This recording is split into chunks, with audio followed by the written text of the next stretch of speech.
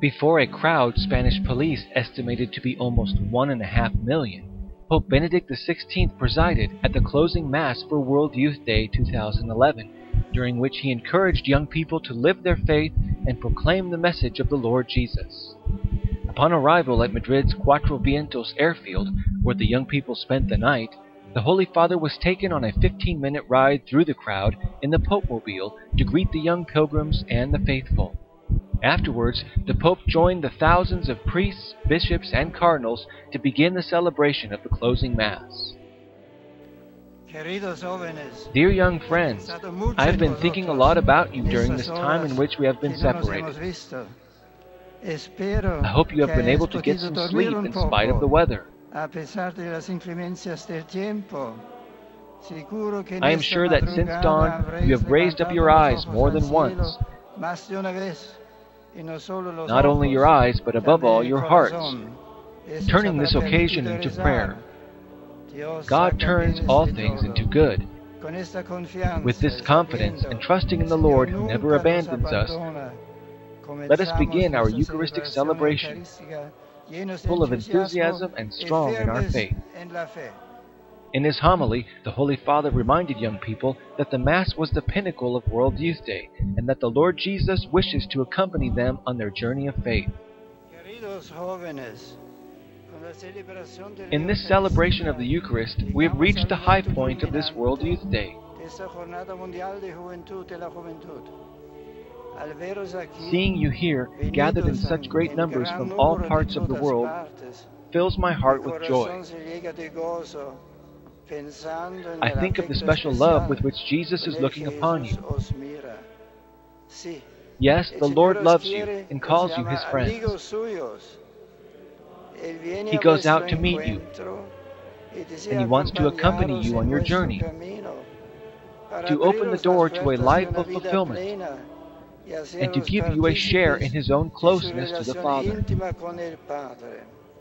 At the conclusion of the Mass, during the recitation of the Angelus, Pope Benedict XVI announced that the next World Youth Day would take place in 2013 in Rio de Janeiro, Brazil.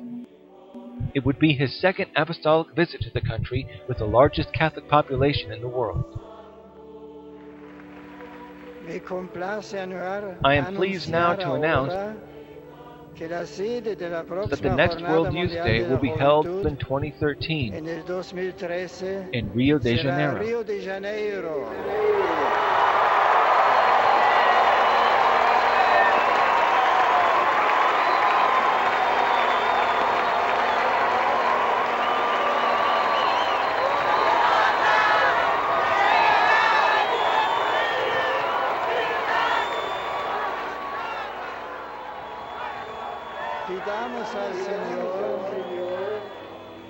Even now, let us ask the Lord to assist all those who will organize it,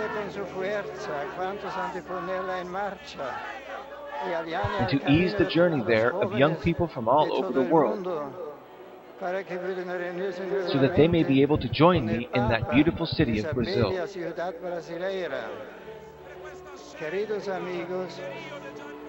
Dear friends, before we say goodbye, and while the young people of Spain pass on the World Youth Day cross to the young people of Brazil, as successor of Peter, I entrust all of you present with this task. Make the knowledge and love of Jesus Christ known to the whole world. He wants you to be the apostles of the 21st century and the messengers of his joy. Do not let him down. Thank you very much. During the recitation of the Angelus, the Pope encouraged young people to share what they have experienced at World Youth Day as they return to their native country. You are now about to go back home. Your friends will want to know how you have changed after being in this lovely city with the Pope and with hundreds of thousands of other young people from around the world. What are you going to tell them? I invite you to give a bold witness of Christian living to them. This way, you will give birth to new Christians and will help the Church grow strongly in the hearts of many others. During these days, how often I have thought of the young people at home who are waiting for your return.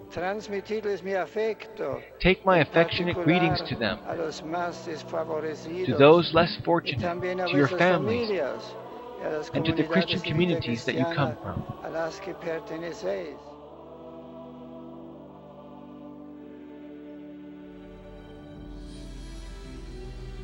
After the Mass, the Pope attended a brief ceremony with a contingent of the more than 30,000 volunteers who helped to make World Youth Day possible.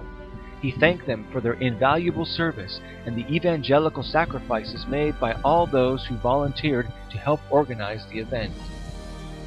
Afterwards, the Pope made his way to Barajas Airport for the departure ceremony, which included a farewell speech by King Juan Carlos of Spain, accompanied by Queen Sofia.